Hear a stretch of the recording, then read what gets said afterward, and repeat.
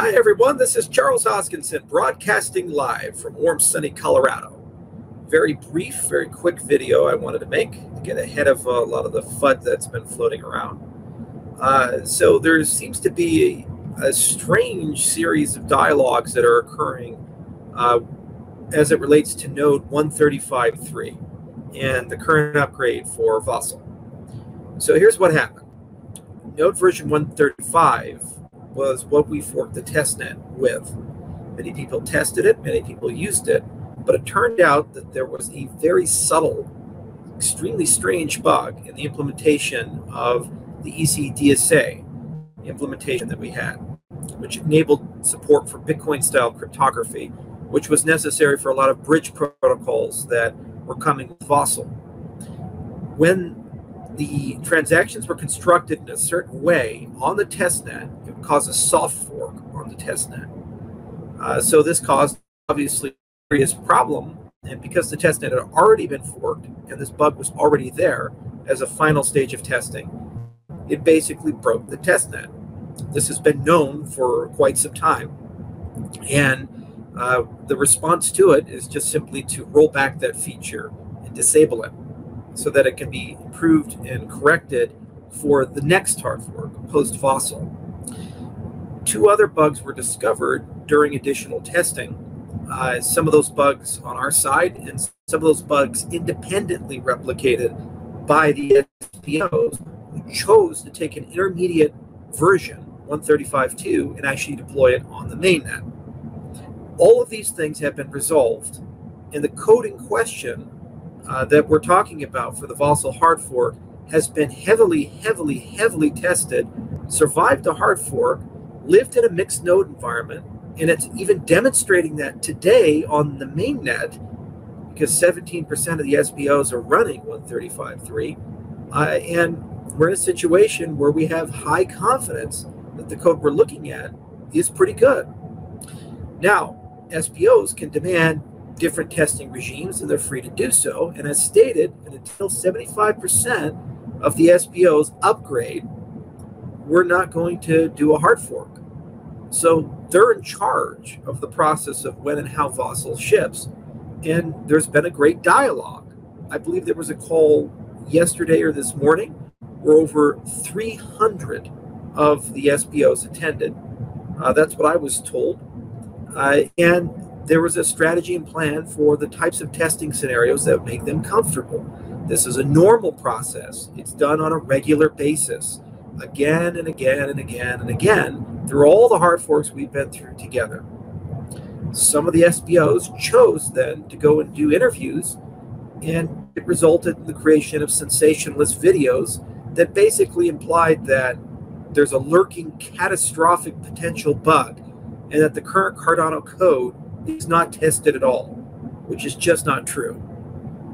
Yes, a new testnet could be completely respun, and it may be worthwhile pursuing that in short time, or it could be worthwhile being a little bit more careful and spinning a more capable testnet that has more disaster recovery inside of it. These things are being discussed at the moment. Post-mortem and retrospective is also being written up, which will be quite exhaustive about how did this bug slip through with 135, which was released into the testnet and forked on the testnet back in, I believe, June. And that will come. But we have to deal with the problems of today, which is getting Vasil out. And we have high confidence on our end that the engineering behind 135.3 is solid. Again, SPOs are independently able to verify that and test it themselves, and have been working with our people to set up test environments that make them feel comfortable for the release. Somehow this was not good enough for certain SPOs, and then they decided to take to Twitter, Reddit, and other channels, and now it's created a narrative that there's some sort of conflict or quality issue that we currently do not have. We all get egg on our face when something is pushed to testnet that shouldn't have been. And the post-mortem will be done. A retrospective will be done. But it's important to always take a look at things in the bounds of where we're at. At the moment, the code in 135.3, the vast majority of it is unchanged since 135. That code has already survived a hard fork. That code has been extensively tested by dApp developers. That code has been tested again and again. And that code is running on mainnet with some of the stake pool operators, more than 10%. It's running in a mixed node environment at the moment. Additional testing can and should be done, okay, but then it has to be made clear what are the goals in the specific test scenarios that people are interested in testing. This was discussed in the call with the SPOs. A plan was reached, and our people are working with them to accommodate.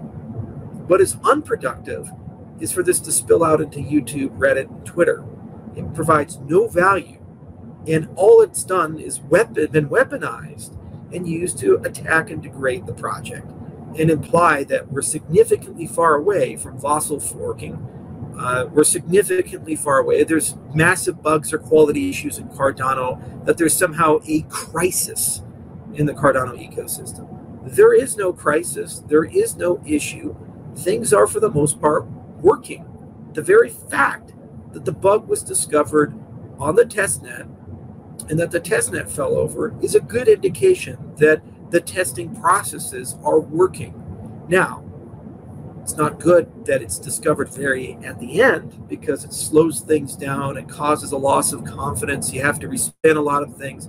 That's fine. But let's be clear here, this was not a mainnet bug. As for the discovery of 135.2, the issues was having in a mixed node environment, we had yet to spin up an official release. And that was one of the things to test in that release, which would have been done. So it was independently confirmed by people watching the mainnet who decided to upgrade to 135.2. That's great. We're happy that SPOs are finding bugs. That's a good thing. That's a very good thing. But again, to infer that no testing has been done, to infer that now we have to go back to the beginning and retest the code that's already been extensively and exhaustively tested again and again and again, will not produce a different outcome. All it will do is introduce months of delays for no additional value. Now, if there are new test scenarios, new test environments, new test outcomes, new types of tests that have not been run before, then the time for that discussion is now, in the dialogue between Sam and our other people and the SPOs, and we can certainly figure out scenarios that are reasonable and run those scenarios. That's the point of the calls. That's the point of the Discord. That's the point of these types of things. It is not productive, though, to go to YouTube, Reddit, and Twitter and use that as the channel for a debate. It's not informed. It has no value as a medium. And the best case scenario is people ignore the debate. The worst case scenario is it gets weaponized to harm the brand and reputation of the project. It's that simple. So I don't make these decisions. Cardano truly is decentralized. And again, no hard fork will occur until the SPOs have upgraded, at least 75% of them. So it's actually in their hands about what they feel comfortable about and what they'd like to see. And they'll make that decision. Not me. All I can do is tell you where our confidence lies. And our confidence does lie with 135.3. Now, could a bug be discovered? Sure. Could a significant show-stopping issue be discovered? Sure. It's software. And that's the nature of software. What is the likeliness of that? Fairly low, given that this code, for the most part, has been in production for quite some time and tested relentlessly for quite some time. That's just the reality. People can disagree, but that's the point of having a 75% stake pool threshold. Now, that threshold will be made explicit in a future SIP. And we're right now drafting that alongside some SIPs involving key governance and other things post-Vasil. But I just wanted to make this video real quickly to let everybody know where we're at and just calm everybody down. And nothing is a matter, nothing's a problem. This is natural growing pain. It's an indication that Cardano is indeed decentralized, and nobody can unilaterally make decisions for Cardano. It may come as a surprise to the people who've criticized us harshly in the Reddit crowds, but That's the nature of a decentralized product and a decentralized ecosystem. You require many different factions to work together in order for things to work through. Thank you.